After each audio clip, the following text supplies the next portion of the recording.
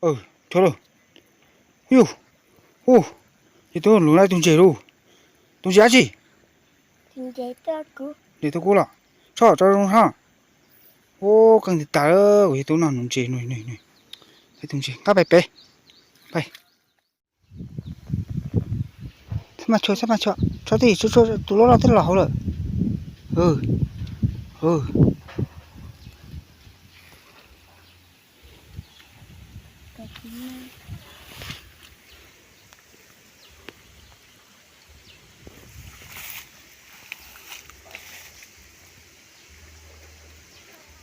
Thì hả? Cho thì tụi nó là thế là. Cho thì cái bộ hậu. Cho cái bộ hậu. Ô, trên nó khi có mà chỗ đâu tụi tôi. Tụi rồi. Thì hả?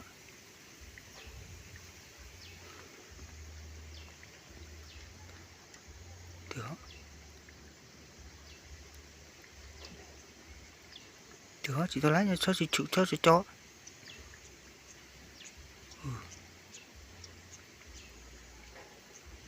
Thì hả? Chị nó lại.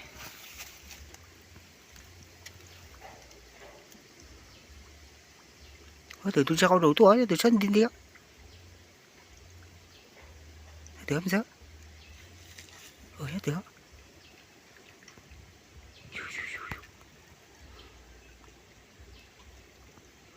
Cho thì mà sao đi mà. Cho thì hậu, cho cái hậu. Theo thế nào? Được.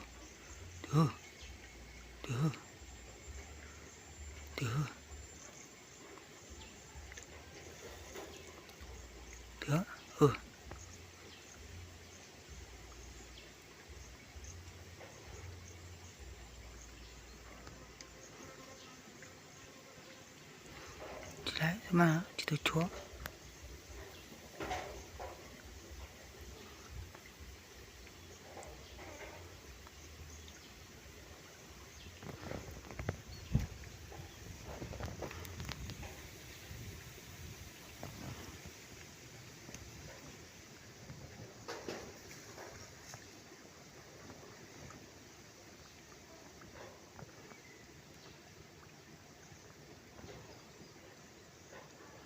Tôi nhìn chị lấy rung công giờ.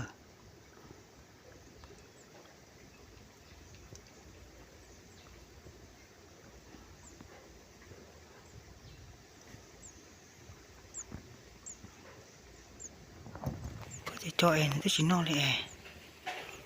Cho cái hậu.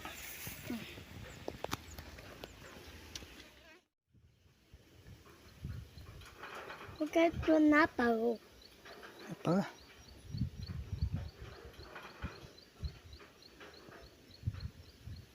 Thì hả?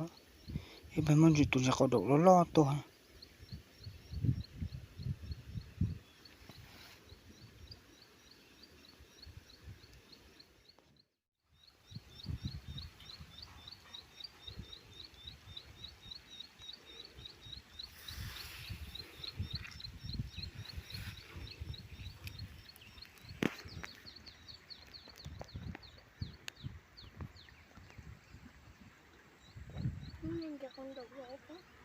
Thế thì hả? Thế nên là sao cho lên giờ. Bảo tao kìa.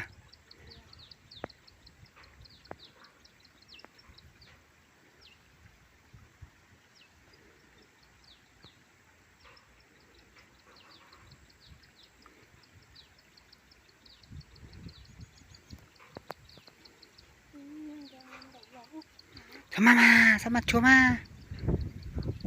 Thế cái này ít đó. Cái này bó kéo này lua đó. Mà chúa.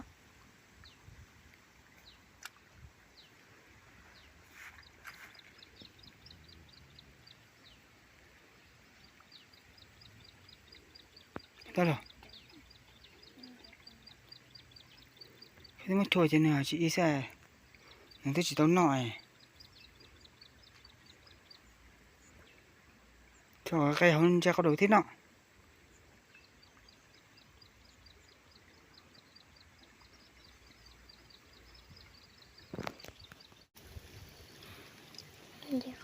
Được chưa?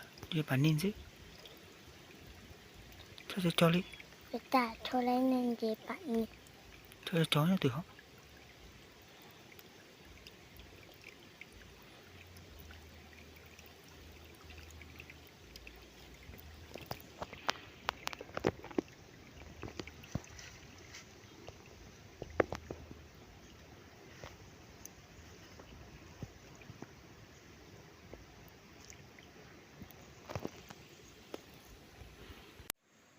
cho đâu hiu ô thì tôi lùi lại tung chế đâu tung giá gì chính chế ta cứ để tôi cố là sao cho nó ha ô càng thì tả ơ thì tôi nào tung chế nồi nồi nồi hay tung chế các bài bé bay các bài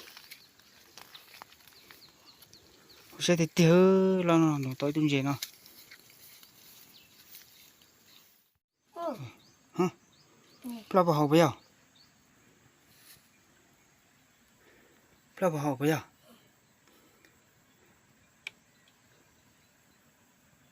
tôi nó khỏi nhau mà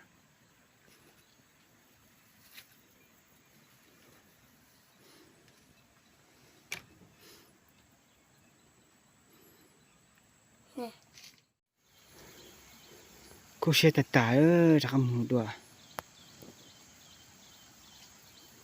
mình đã lúc bà nó